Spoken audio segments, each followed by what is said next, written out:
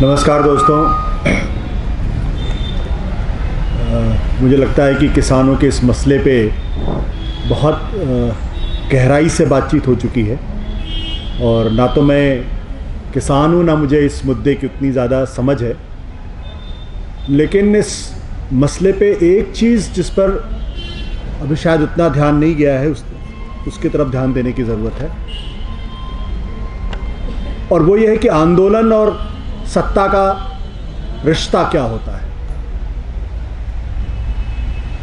इन दोनों के बीच में किस हद तक खिंचाव होता है और किस हद तक एक दूसरे को रेसिप्रोकेट करते हैं, और कैसे इनके परस्पर संबंधों की वजह से लोकतंत्र मजबूत होता है। मुझे नहीं लगता कि जब तक जितना मैंने अपनी होश में देखा है, कोई आंदोलन इतने लंबे समय तक एक जगह तक इतनी बड़ी संख्या में लोग इकट्ठे हुए हों और अभी तक जिस तरीके से सरकार को रिस्पॉन्ड करना चाहिए था उस तरीके से उन्होंने रिस्पॉन्ड नहीं किया है। दो मांगे हैं, कृषि कानून जो 3 हैं उनको वापस लीजिए, एमएसपी को लीगलाइज करिए। मैं ये समझ सकता हूं कि इस पर एक बहुत लंबे चौड़े डिबेट की ज़रूरत है। हो सकता है लोगों की बहुत शार्प पोलराइज्ड ओपिनियन हो इसके बारे में। कुछ लोग कहें नहीं ये देश के आर्थिक सुधार के लिए बहुत ज़रूरी है, कुछ लोगों का कहना है कि नहीं इससे किसानों की हालत ख़राब होगी। एक रिस्पॉन्सिव गवर्नमेंट की जिम्मेदारी होती है कि अगर कोई समाज का कोई तबका अगर नाराज़ भी है तो आप उससे बातचीत करिए, उसको समझाने का प्रयास करिए, सहमति बनाने की कोशिश करिए, और अगर सहमति नहीं बन पा रही है तो झुकने में कोई बुराई नहीं है, क्योंकि फाइनली जो सरकार होती है वो जनरल बिल को रिफ्लेक्ट करती है। अगर सामूहिक विवेक ये कहता है कि नहीं आपके कदमों से मुझे दिक्कत हो रही है, तो ये सुधार अगर पिछले 31 सालों में नहीं हो पाए तो अगले 2 साल में भी नहीं होंगे, तो कोई पहाड़ नहीं टूट पड़ेगा। तो सरकार रिस्पॉन्सिव क्यों नहीं है? कुछ लोग कह सकते हैं कि 10 राउंड की बातचीत हो चुकी है, सुप्रीम कोर्ट ने इंटरवीन कर दिया है, 4 लोगों की कमेटी बन चुकी है, अब इससे ज़्यादा क्या चाहिए? सरकार रिस्पॉन्सिव है, 10 राउंड की बातचीत हो चुकी है, अब इससे ज़्यादा क्या चाहिए? और मुझे लगता है कि इसी में हमें इस गहरे संदर्भ को समझने की ज़रूरत है। जो तथ्य मिसिंग है, मिसिंग यह है कि कहीं गहरे पिछले कई सालों से लगने लगा है हम जो लोग जो कहना चाहते हैं, लोग जो सुनना चाहते हैं, उसको ना तो सुनने वाले कान हैं और ना ही उनसे संपर्क संवाद करने वाली जुबान है। और यह पहली बार नहीं हो रहा है। अगर आप देखिए तो पिछले साल भी लगभग इसी वक्त इस देश के अंदर एक बहुत बड़ा आंदोलन खड़ा हुआ था, जब नागरिकता कानून के विरोध में लोग खड़े हुए। उस आंदोलन की पूरी दुनिया में गूंज हुई। बूढ़ी महिलाएं भयंकर सर्दी के मौसम में खुले आसमान के नीचे इसी तरीके से बैठी रहीं। लगभग 3 महीने तक वो आंदोलन चला। सिर्फ कोरोना की वजह से वो आंदोलन टर्मिनेट करना पड़ा, इसके अलावा और कुछ नहीं हो पाया।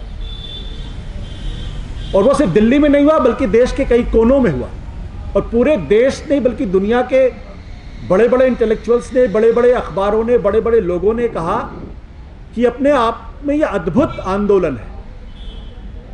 लेकिन अगर आप गहराई में जाके देखें तो सत्ता पक्ष ने किस तरीके से इस आंदोलन को नक्सलवादियों से जोड़ दिया, आतंकवादियों से जोड़ दिया, गद्दारों से जोड़ दिया, देशद्रोहियों से जोड़ दिया, और उनको देश का दुश्मन साबित करने की कोशिश की, और इस हद तक साबित करने की कोशिश की कि हमारे युवा वहां पे गए, उन्होंने वहां गोली चलाने की कोशिश की। और बाद में जो लोग इस आंदोलन में शामिल थे उनके साथ क्या हश्र हुआ, इसकी बानगी आपको दिल्ली में तो दिखाई पड़ी, लेकिन उत्तर प्रदेश में दूसरे इलाकों में जिस तरीके से दिखाई पड़ी वो रोंगटे खड़े कर देने वाली है। कि गर्भवती महिलाओं को नहीं बख्शा गया, 80 साल के बुजुर्ग को नहीं बख्शा गया, लोगों के पोस्टर्स, बैनर्स को सड़कों पर सार्वजनिक जगहों पर इस तरीके से पेंट कर दिया गया जैसे कि हिंदुस्तान में ये डाकू मानसिंह हो या तो सुल्ताना डाकू है या दाऊद इब्राहिम हो। उनकी प्रॉपर्टीज को सीज करने की कोशिश की गई, पुलिस की मदद से उनकी दुकानों में आग लगाने की कोशिश की गई, कुछ लड़कों की मौत हो गई और अंत तक पता नहीं चला किसकी गोली से मरे, क्या हुआ। एक भी पुलिस वाले को रिस्पॉन्सिबल नहीं ठहराया गया। आज की तारीख में अगर आप देखें तो इस आंदोलन के साथ भी लगभग वही हो रहा है। सत्ता पक्ष से जुड़े हुए बड़े बड़े लोग कह रहे हैं यहां तो खालिस्तानी बैठे। आज या कल का बयान है कि वहां तो AK-47 लेके बैठे हुए लोग, दलाल कहा जा रहा, खालिस्तानी कहा जा रहा, और बाकायदा जांच एजेंसियों की मदद से लोगों को इन्वेस्टिगेट किया जा रहा, लोगों को विटनेस के तौर पर बुलाया जा रहा। वो विटनेस के तौर पर बुलाना दरअसल एक बहाना है। जब आप जांच एजेंसीज के सामने जाते हैं और वहां आपसे जिस तरीके का ट्रीटमेंट होता है, आपको पता चल जाता है कि आप कुछ और तरीके से आपके साथ ट्रीटमेंट हो रहा। और इन सब के बीच में मुझे तो यह बात समझ में नहीं आती है कि सुप्रीम कोर्ट को इसमें इंटरवीन करने की जरूरत क्यों है और किस लिए। क्या ये कॉन्स्टिट्यूशनैलिटी का मसला? सुप्रीम कोर्ट को इस देश में कहा गया गार्डियन ऑफ द कॉन्स्टिट्यूशन, और गार्डियन ऑफ द कॉन्स्टिट्यूशन वहां कोई चीज जाती है तो इसलिए जाती है कि वो तय करे कि जो कानून बना है वो संविधान के हिसाब से बना है या नहीं बना है, वो कानूनन सही है या सही नहीं है। यहां पे मसला ये नहीं हो रहा कि जो 3 कानून बने हैं वो संवैधानिक रूप से सही है या संवैधानिक रूप से गलत है। सुप्रीम कोर्ट का काम मीडिएशन करना नहीं होता। अगर सुप्रीम कोर्ट मीडिएशन कर रही है तो इसका मतलब यह है कि हिंदुस्तान का जो संविधान है उसके हिसाब से चीजें नहीं चल रही। यह मसला सरकार और जनता के बीच का है। अगर कहीं मीडिएशन होना है तो सरकार और जनता के बीच में मीडिएशन होना है।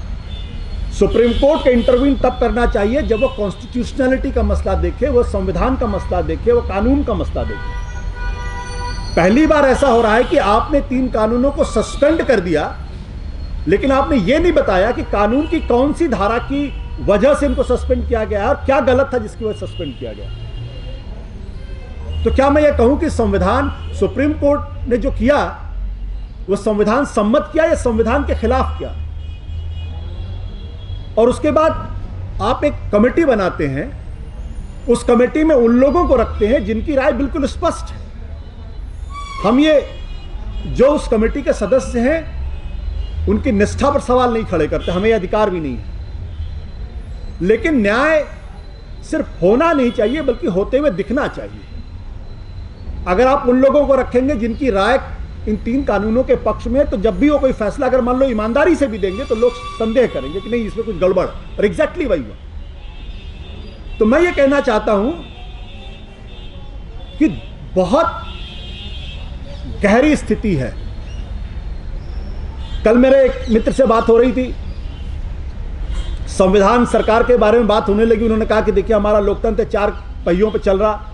मैंने कहा नहीं आप गलत कह रहे हैं, हमें तो एक ही पहिया दिखाई पड़ रहा है, बाकी 3 पहिए तो मुझे नजर ही नहीं आ रहे। कहां है 3 पहिया, आप मुझे बता दीजिए। बोले आप क्या बात करते हैं? मैंने कहा नहीं, आप बाकी के 3 पहियों के का एक एक करके मुझसे डिस्कशन कर लीजिए, मैं आपको बता देता हूं। संसद के अंदर कानून कैसे पास हुआ सबको मालूम है। वहां वोटिंग होनी चाहिए, वहां हा हा हा करके पास हो गया वहां से। मैं कहता, सरकार क्या कहती है? सरकार ने जो एफिडेविट सुप्रीम कोर्ट को दिया, उसने कहा कि पिछले 20 साल से इस पर चर्चा हो रही और ये कह रहे हैं कि किसानों के हित में है। मैं कहता हूं अगर 20 साल से चर्चा हो रही थी तो 1 महीने और चर्चा कर लेते आप, आसमान तो नहीं फट जाता। कोई चर्चा नहीं हो, जल्दबाजी में आपने पास किया, और जल्दबाजी को जबरदस्ती आपने पास किया। सुप्रीम कोर्ट की हालत क्या है मुझे बताने की जरूरत नहीं, आप सब लोग अच्छी तरीके से वाकिफ हैं। अभी कुछ कह दूंगा तो कंटेम्प्ट ऑफ कोर्ट हो जाएगा, मुझे वहां बुला लिया जाएगा।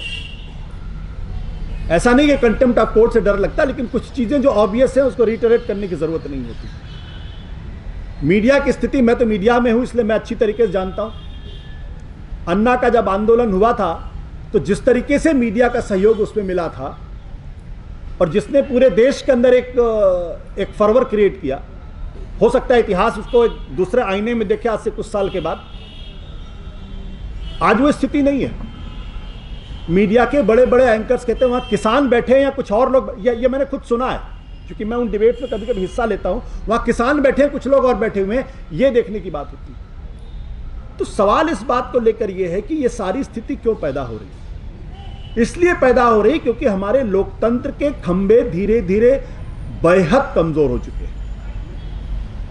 कहने को तो इस देश के अंदर आपातकाल नहीं है, लेकिन उससे बेहतर स्थिति भी आज की तारीख में नहीं है।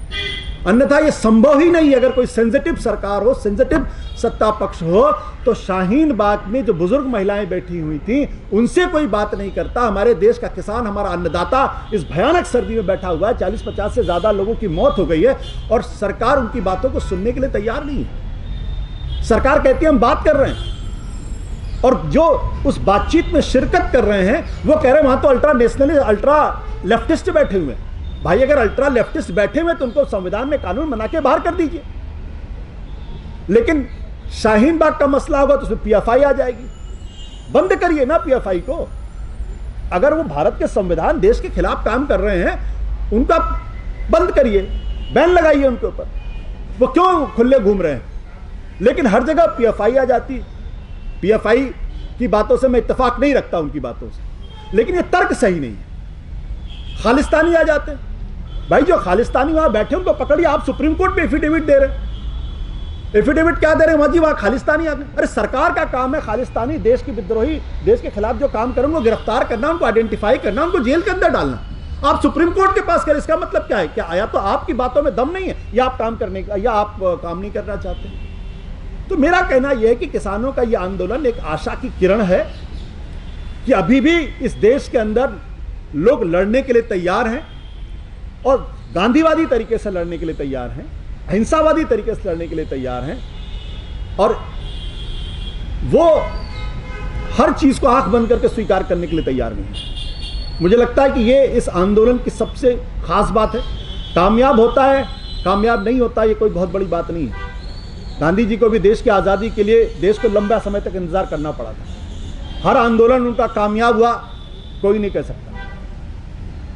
लेकिन जब लोग बोलना बंद कर दें, और आज की तारीख में लोगों ने बोलना बंद कर दिया है, जब संस्थाओं के उच्च पदों पर बैठे हुए लोग रेंगना शुरू कर दें, तब लोकतंत्र खतरे में रहता है बड़ा भयानक तरीके से।